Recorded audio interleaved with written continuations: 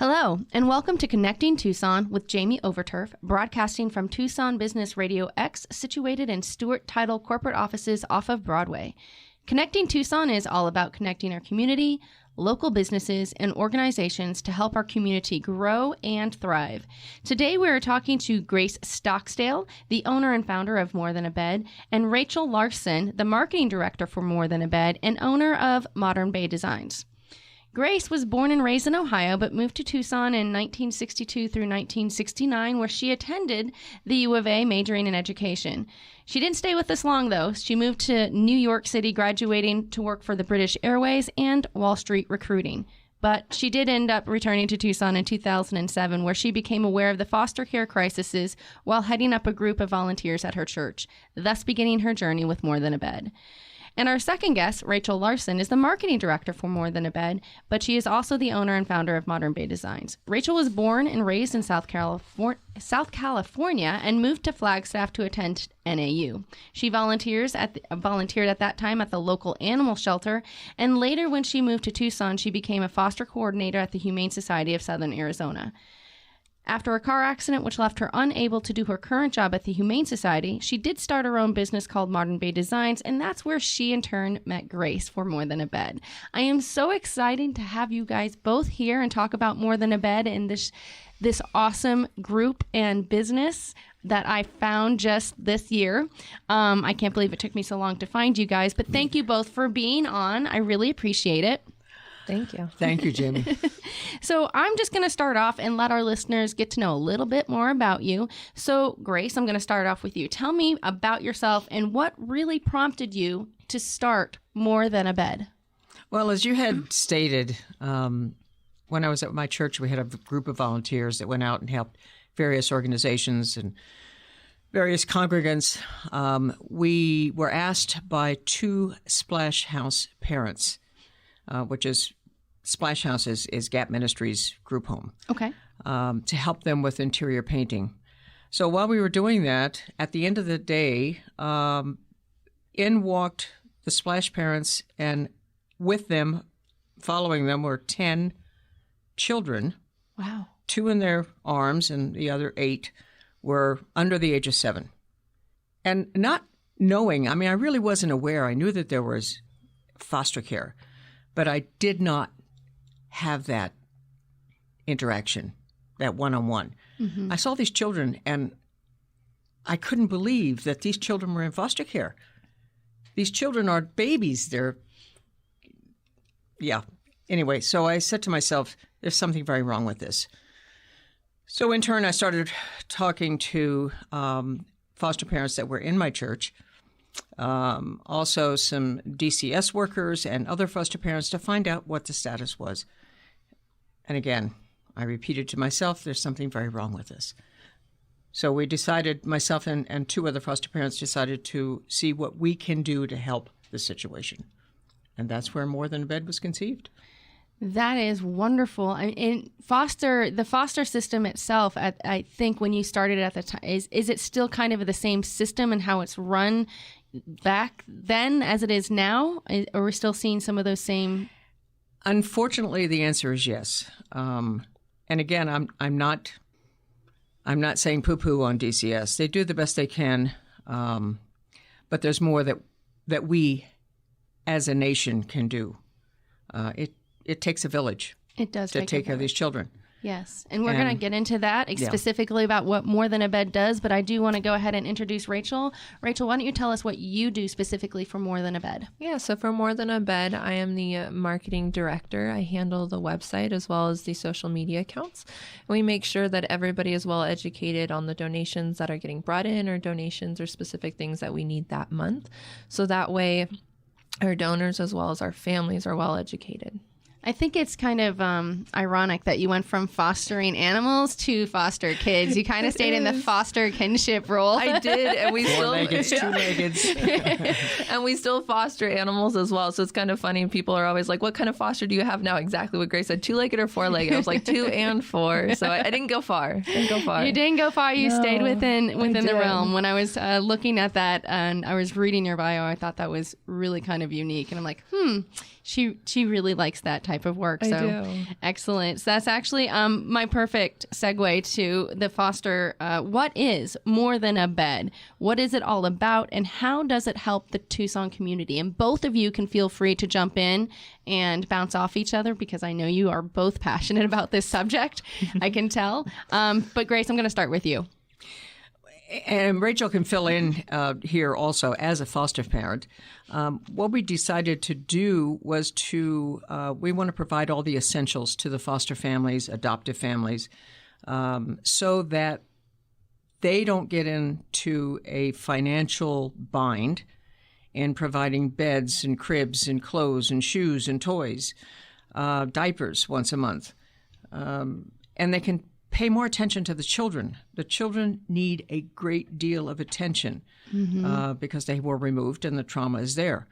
So that's our focus, is to see the eyes of the children when they see their favorite toy.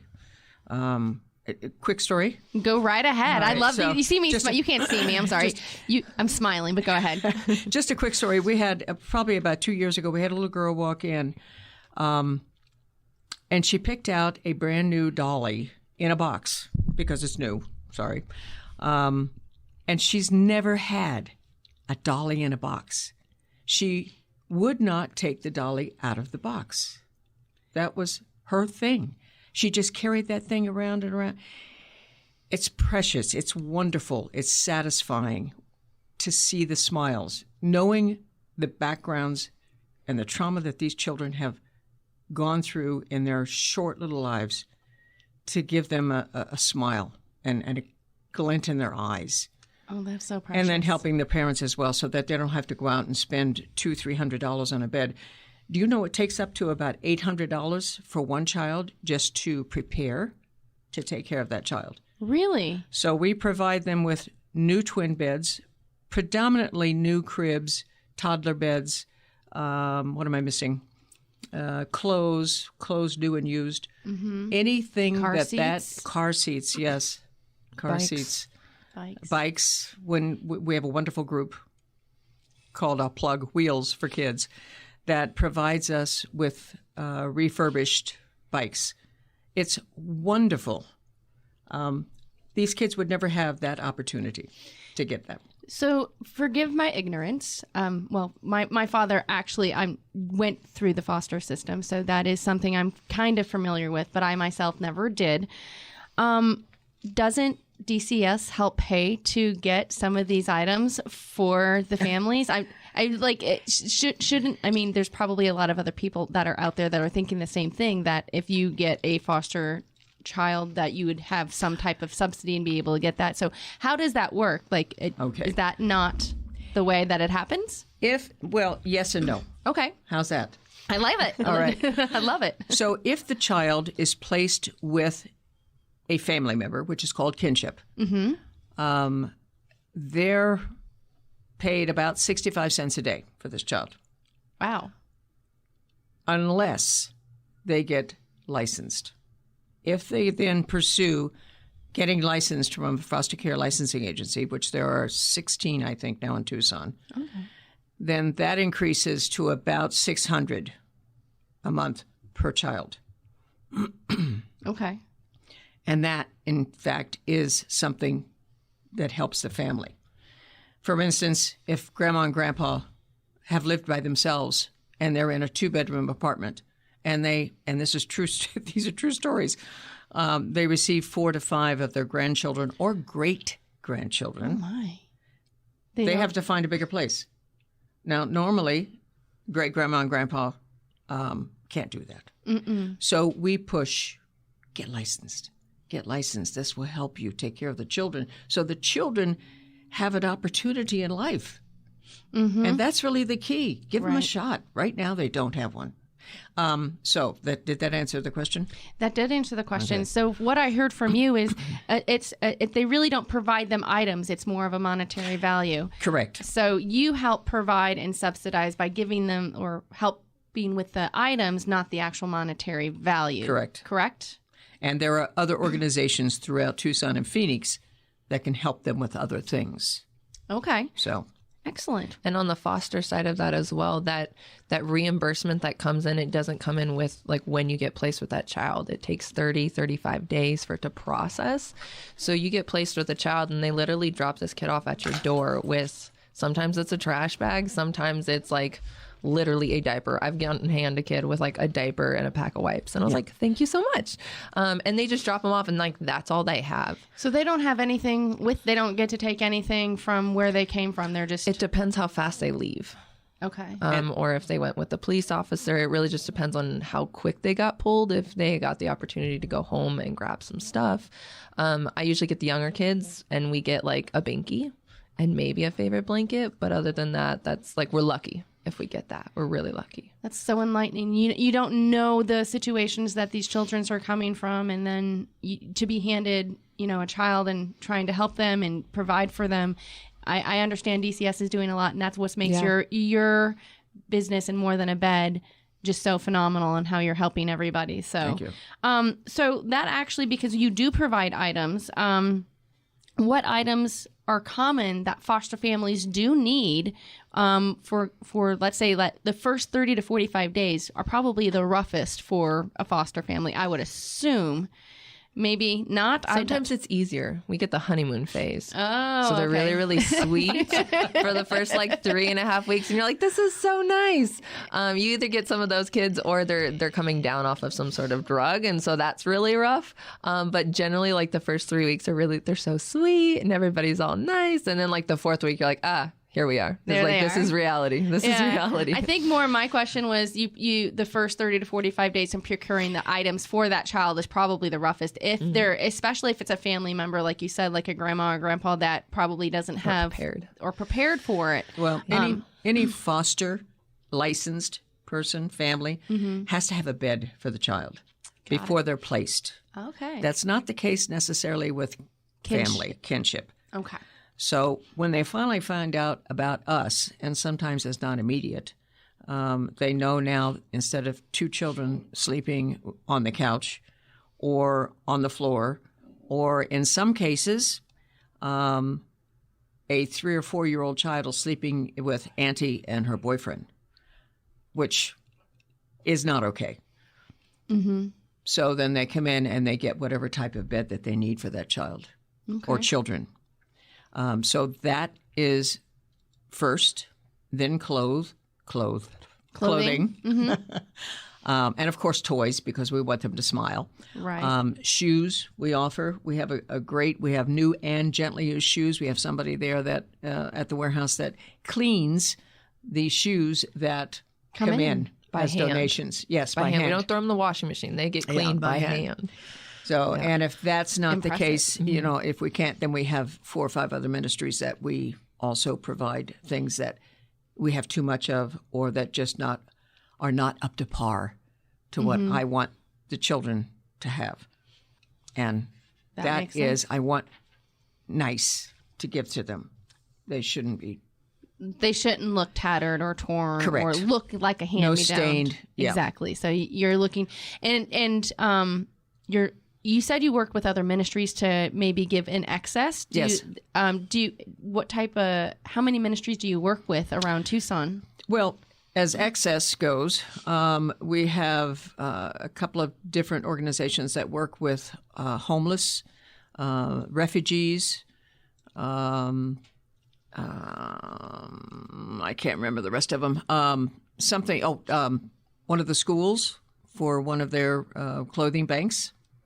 Mm-hmm. And I don't know if you want me to mention names, but if you feel comfortable mentioning names, you absolutely can. This is all about More Than a Bed, so whatever you guys do, you're more than happy to do so. So we provide many things to Amphi Clothing Bank. Okay. We provide to what's the Presbyterian Church? One of the that I can't think of right now. We have like 4 or 5 different ministries that we provide to.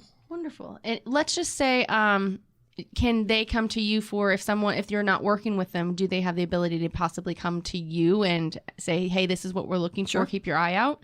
So you're willing to work with more than just the 4 or 5 if somebody works and vice versa. Yes. Excellent. Okay. As long as we have the space. Excellent. So I actually want to touch base on the website, just a quick bit. How are you making sure that the website and everything out there with social media are getting out there to reach places like the ministries and maybe some of the kinship specifically? Because that seems like it's a little bit more tricky than people who are already placed in foster, like the foster care system may know more about you. How are we searching that around to get that out there for the people? Yeah, so it's a little different on our website because we need to reach out to our donors and make sure that all of our information is easy accessible to those donors, but also those families. And it's really important to get out to those families, and it sometimes can be difficult because they might not have easy access to the internet. They may not have an email. So it's one of those things that we definitely touch base on our website. We make sure that each family, whether they be kinship, foster, adoptive, have their own little section. So that way they're well aware of like, this is what we do, like come on into the warehouse. And we give them like step by step. So they know when they come in, they're comfortable, they're ready to go, because the whole entire situation half the time is somewhat uncomfortable. And you just don't know what you're going to get. So it's nice to have that. We make sure that we lay it out really easily for them, and we let them know what they need to have ready to go when they come to the website or come to the warehouse. So that way they have all their paperwork and they have everything ready to go. So we make sure we kind of access that specific angle to make sure that they know what they need and they can come into the warehouse, they can go shopping immediately, they can grab what they need.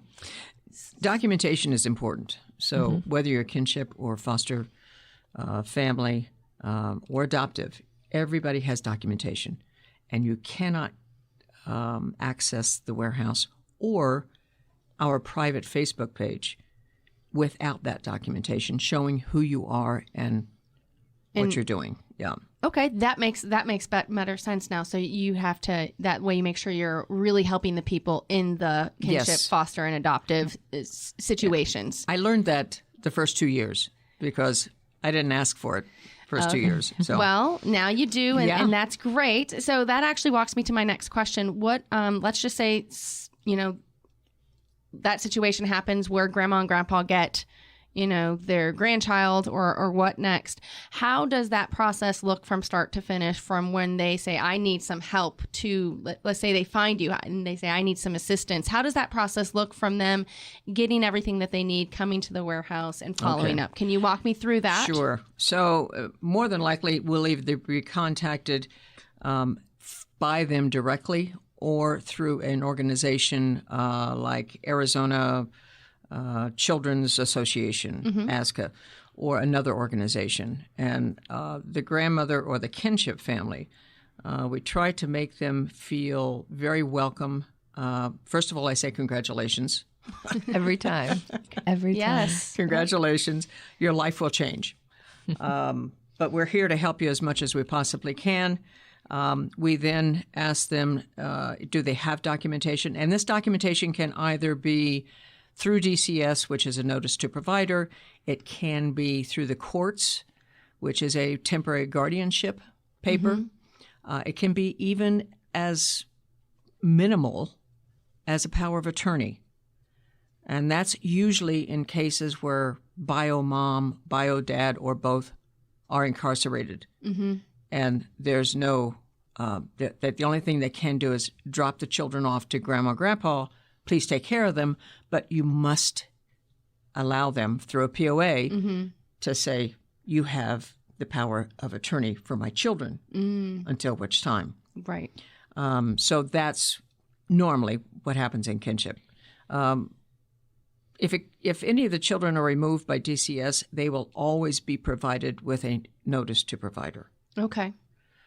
If the children are adopted, they will always have an adoption decree or decree of adoption through the courts. Yep.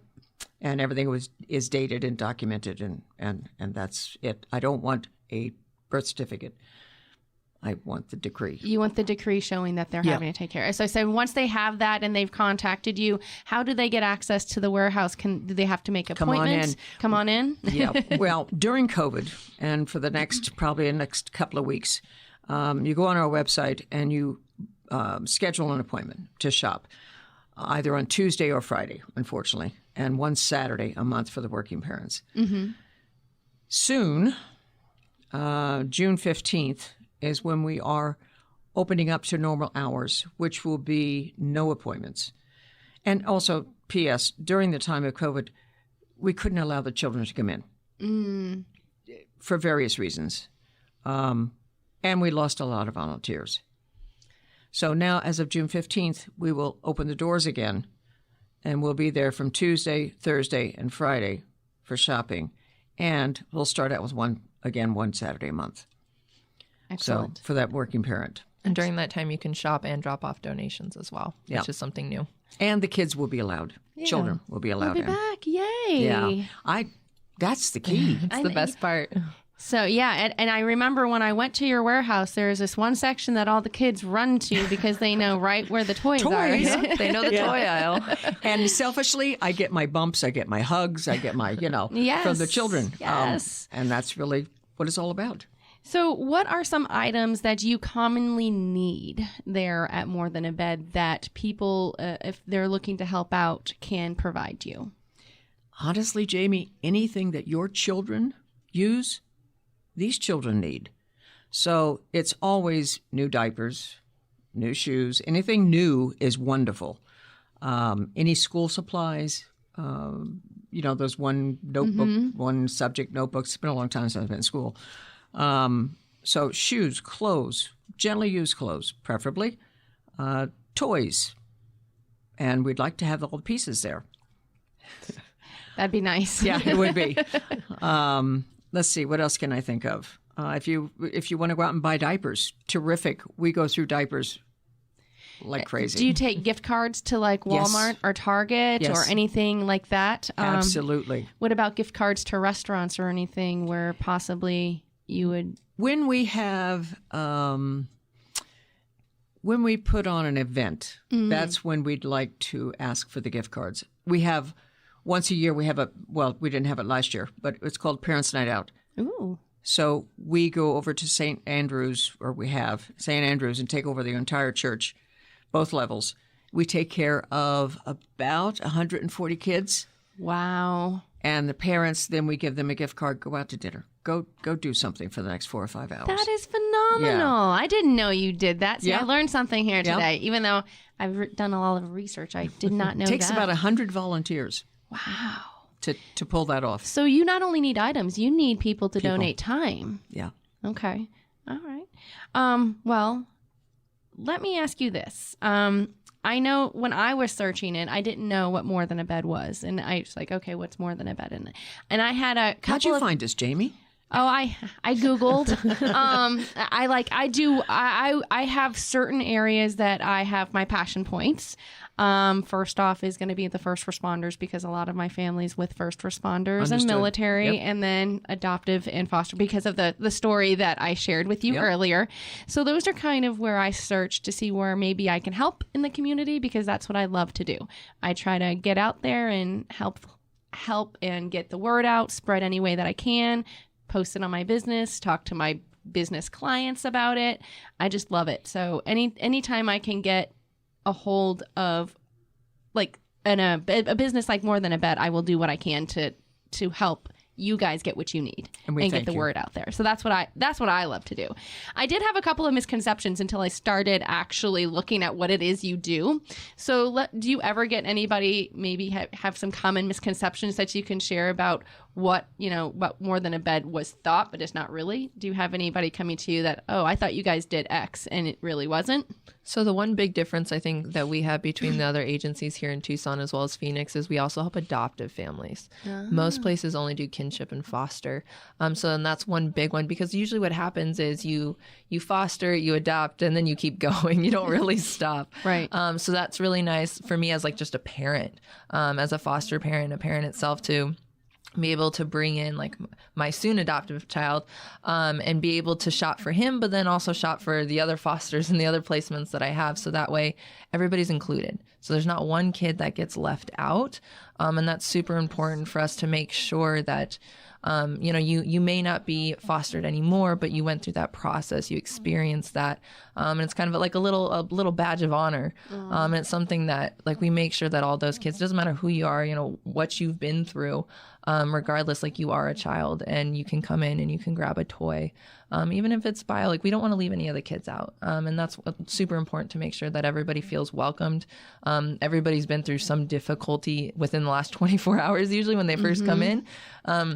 And whether that be the foster parents who haven't been in the system, but boy, oh boy, 24 hours ago, we just got placed and your whole life literally gets turned upside down for a little bit. Yeah, navigating the system it's a little for crazy. These parents. It's crazy. It's very difficult. It takes about a month to get all the team members. Like each child has anywhere between like 5 to 20 something people on their team to help them. And finding all those people, learning all their names and every organization they come through, it's overwhelming. So being able to walk into the warehouse and just like take one big deep breath and just kind of get what you need. And we walk around with them. Well, that's exactly, Yeah, we walk around with them. We try to help them. Are you sure you don't need this? Are you sure? Yeah. And there's one other key factor that Rachel mentioned that I'd like to accentuate, is that whenever these families come in, we do not just focus on the foster or the child in foster care. I don't like to label them either. Or the adopted child. We serve the entire family. So the family comes in and I have 3 bio children, I have 2 adopted children, and now I have a child in foster care. So we serve all of those children. It's a family experience. Oh, that is so unique. Yeah, so you need to know that we don't want to discriminate that only the child in foster care gets a new pair of shoes. No, all your children, they're important. No child left behind. Exactly. Isn't that an organization? No, it's because true. they deserve to be valued. Yes, yeah, absolutely. I was just about to ask that question: is what happens when there is a, when there's a adoptive, foster, and bio. I mean, but you answered that question. So every child gets to participate. Absolutely. And I think that is just wonderful. You're more than just a bed. Yes, we are. Just thought I'd say that. That's funny, right? Yeah. Okay. Well, if you're, I made a joke. If you're turning in, you're just listening to Connecting Tucson with Jamie, where we're focusing on our community, local businesses, and organizations to help our community grow and thrive. As your local insurance professional for all your insurance needs, I know how important it is to make new and lasting connections in our own community right here. You never know how a connection will create that spark or pull you in a unique direction. If you're a small business owner or involved in a community project or nonprofit and you would like to be featured on this show, please feel free to give me a call. All of my information is on TucsonBusinessRadioX.com, and I would just love to hear from you. Right now, we're talking with Grace Stocksdale, said that wrong. Owner of More Than a Bed. We'll just go Grace. Owner and founder of More Than a Bed right here in Tucson, and Grace Larson, the marketing director for More Than a Bed. And this question is for both of you. And you kind of touched on it because I do know COVID took a very big chunk out of some nonprofits and businesses. How did it change the way you did business? And what are some things that you were doing to help bring back those volunteers and some of the donations that you so desperately need? When COVID hit, like everyone else, we were pretty stunned to the fact that things changed drastically overnight. We closed down the warehouse for 2 weeks to try to figure out what we can do. Mm-hmm. Everything had to be sanitized more than usual. We knew that we started out with curbside pickup. Mm-hmm. So the families could say, I need this, I need that. And we went out and picked it up and put it in bags and delivered it to the cars. Everybody started wearing face masks. And then we opened up again by appointment only. Again, we had to say, sorry, no children permitted in the warehouse because touchy, feely. Mm-hmm. They put things in their mouths like you can eat everywhere. And I just, You didn't want to have that. Yes, absolutely. Keep the guilt feeling. Yeah, yes. I don't want them to get sick. So that's been going on for over a year now. Mm-hmm. A lot of the families could not come to the warehouse. So they shopped on our private Facebook page, which is called More Than a Bed Marketplace, which is only for the foster kinship and adoptive families that are part of More Than a Bed. And we get a lot of donations, furnitures and beds and things of that nature from the community. Mm-hmm. So we would post that, and that's up to the families then to go and pick that up. Now, what we're doing now is that we feel that the numbers are down. We feel that it's relatively safe. We're going back to our normal schedule, 3 days a week. We still will require masks. We still will sanitize, as always. Mm-hmm. But it was rough. It was rough. We were very, very blessed for companies like CFSA, which is Community Foundation for Southern Arizona, helped us tremendously monetarily so that we could continue buying beds. And the public really showed up with monetary donations. Great. Because it's so important. We have to buy those beds. I will not give away a used twin bed for this child to sleep on. Mm-hmm. So did that answer your question? That did. I get on tangents, Jamie. No. You're fine. You did. You're still taking the precautions. You're going to go back to 3 days a week. Will the children be allowed to come back in? Yes. Okay. Yes, so we missed them terribly. Yes. I just wanted to clarify that for the listeners. So, and letting everybody know if they're in the kinship, adoptive, or foster families to hopefully reach out to you and maybe figure out a way that they can get some support or maybe support you. So and bring your masks. And bring your masks. Yes, please bring your mask. So what are some challenges that you're seeing currently with the business that you might, either through donations, monetary, staffing, what are some challenges that More Than a Bed is seeing right now? Volunteers. It really got very tough during COVID for the volunteers. We just couldn't get the volunteers in, understandably. Mm-hmm. They're worried about their health. We're starting to see a couple trickle back in. That's good. We're now allowing a few of the church groups to bring in 4 or 5 people so that we can get some things done and organized. We try very hard to keep everything clean and organized, like walking into a department store and it looks shop. Phenomenal. I don't know how you all do stuff. it. It looks just like a great big like a store. You walk into it like you're walking into a Target, but it's all just clothing and toys. Our staff and volunteers work very hard to keep it that way. Speaking a lot of folding. Which, where is More Than a Bed located? Let me tell you that. Okay. 3637 North 1st Avenue. So that's the second building north of Prince. And you'll see a warehouse, and only the numbers are on the building.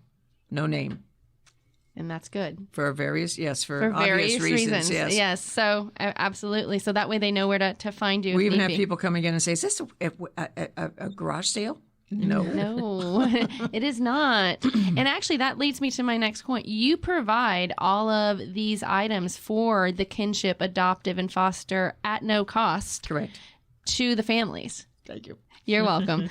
I was schooled on another word I'm not allowed to use. But no, so you do provide that. And that's why you require the documentation, so you make sure that you're supporting the children that need it most. Yes. So, excellent. So you both are very passionate. And I'm going to ask this question for both of you. And I'm going to start with Rachel. What is it that you like best about what you're doing for More Than a Bed?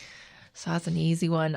So when I started fostering, I had my first placement. I got licensed, and like 3 days later, I got my first placement. And I thought quick. Yeah, it's really quick. I thought I was like, I got this piece of cake. And then that first 24 hours was crazy. And I walked into More Than a Bed. And in a couple minutes, I was like, okay, I can do this. And Grace came up and a couple of their volunteers, and I'm like, what do you need? Here's a bag. Let me show you how to do this. We had a little girl at the time. And they're like, this is where her size is. This is where you can find her shoes. And we spent like 45 minutes shopping for this little girl who, similar with Grace, like had never had a brand new toy, like ever had a brand new toy in a box. And she, same thing, went straight to like the boxed toys. And so she got a toy. We got all of her clothes, her shoes. And we got to the front, and it literally, you quote unquote check out. And I like walked away, and I was just like, this is insane. Like I quote unquote, I would have spent, like Grace said, like $800, $900 on everything I just literally walked out the warehouse with. And a couple of days later I came back and I was like, I want to help. Like I want to do something. Like this is insane. Like you get this like natural, just like high off of life because it's so amazing. And everybody's so nice and so helpful. And it's just one of those things you feel very welcomed.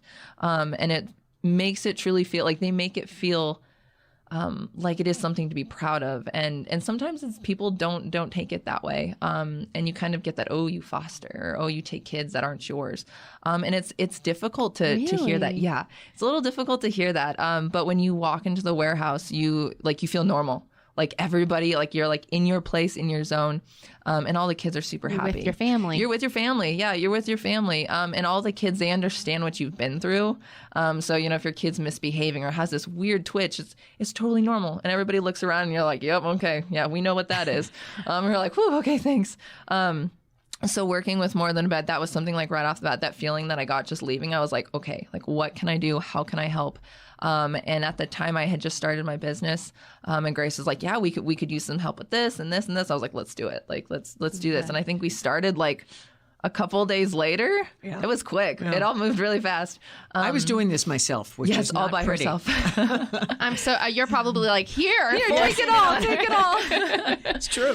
Yeah, but it was wonderful. It's just like that natural feeling that you get. And COVID happened, and we couldn't go into the office as much, and that was rough for me. I didn't really think about it. I was like, I want to go in, I want to see everybody. Mm-hmm. It's that family experience that you get that you don't get very often in like a workplace like that. So. And the interesting thing is Rachel said she spent about 45 minutes, which is standard. Okay. They need that. And during COVID, we had the appointments. There were only 20 to 30 minutes. Oh. So you had to know exactly what you needed. That's right. It wasn't a shopping experience. So you had to go in there and shop. Now, families that have 3-4 children. That's real quick. We ask them to book 2 appointments because we have to respect the families that booked after you and before you. Yeah. And we can only allow so many people in the warehouse at one time to keep it safe. Well, that's true. So I'm so glad you still were able to help them, even though you had to do the restricted time. I'm sure that I would be appreciative of it. So I'm going to ask you the same question. 90% are. 90%. Okay. We ought to get that number up higher, in my opinion. Yes, we're trying. 150%. Yes, I would think it'd be like 200%. What do you like best about More Than a Bed and what you do? Everything except the paperwork. That seems to be taking up most of my time now. Oh, no. I love interacting with the families. I love interacting with the children. I only have maybe 5 minutes, but that time is important. Mm-hmm. As I said, the bumps, the fist bumps, the hugs. Some of the families and some of the kids say, oh, I want to go to Miss Grace's house and shop and go get a toy. And I get my squeezes in, I learned very early that with a new child, you have to be careful with hugs and squeezes, and that's where we do fist bumps, and we just sort of learn each other and things of that nature. I'm getting hung up here. But the whole experience is fun. That's great. It's a lot of work, but it's wonderful knowing and seeing those faces smiling. And it makes you smile back. Yes. That's it makes it worthwhile. You two are just so passionate about it, and it gets me passionate. I don't know how anybody else could not be passionate about listening to this and trying to help. How can someone reach you if they need assistance? What's the best way, or what are the ways that someone can reach out to you? Email, which is morethanabed@gmail.com. Call the office, which is 520-428-5280. You can come to the warehouse, take a tour, say, hey, I would love to volunteer. When can I do that? Those are the easiest ways, okay. I think. And then our website. So our website, We'll leave that one to Rachel, the expert, the website. So if you're an actual foster parent, kinship, adoptive, whatever it may be, we have a section for you. So that way you can upload all of your documents.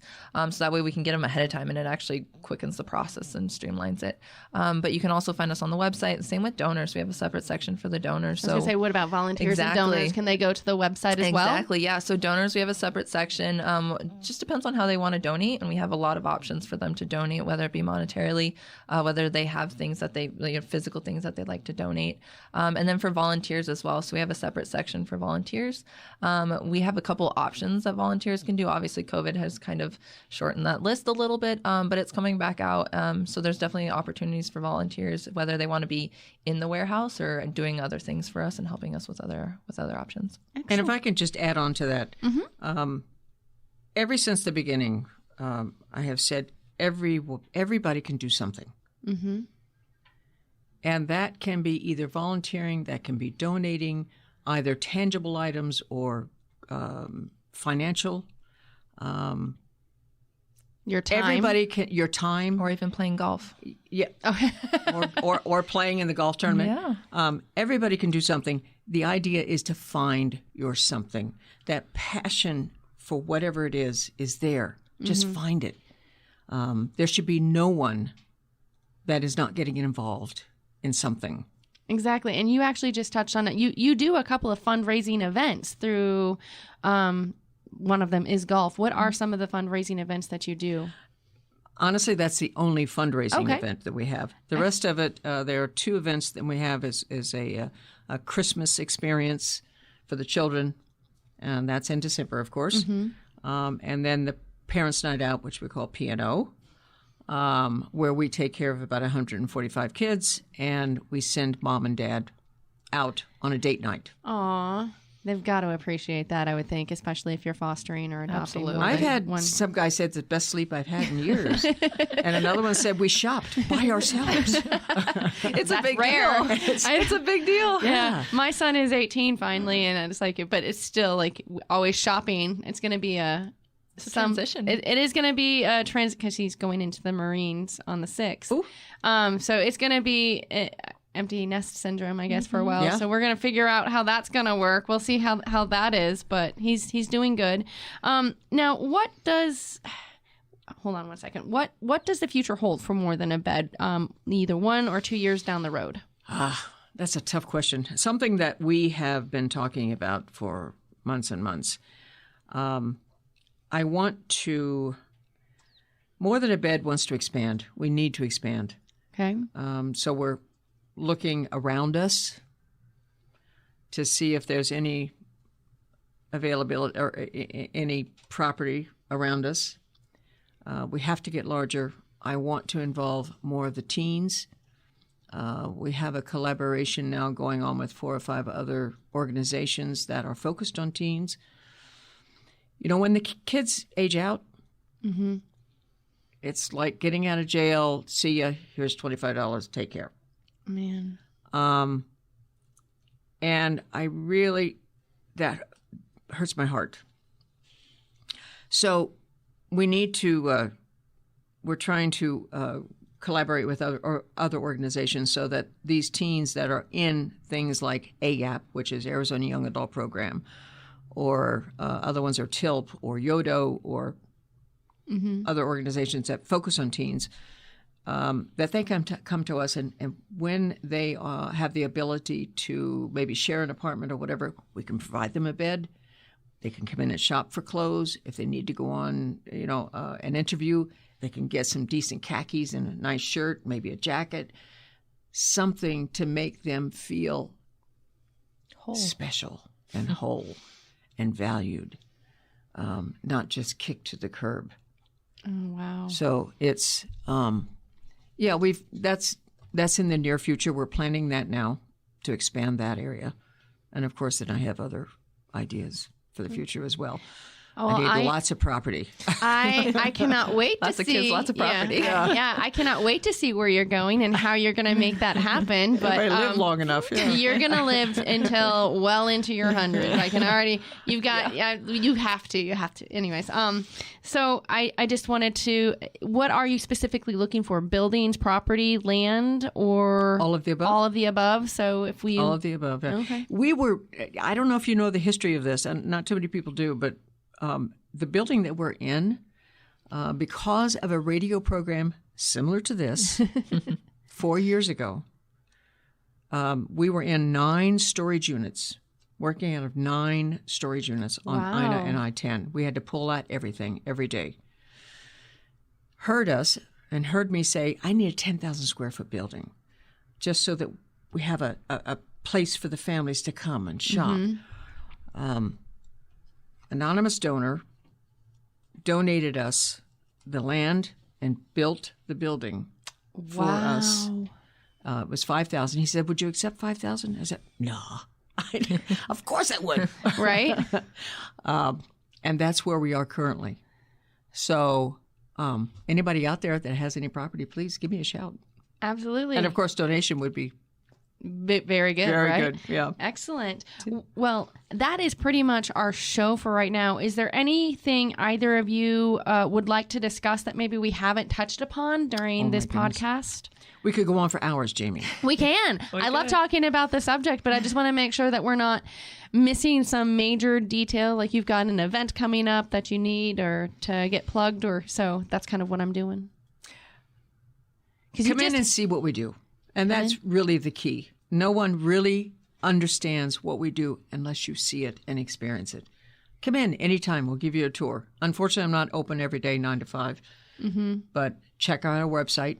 Now that we have Rachel, our website is always up to date. Wonderful. If not, we have chats. But yeah, please come in and see us.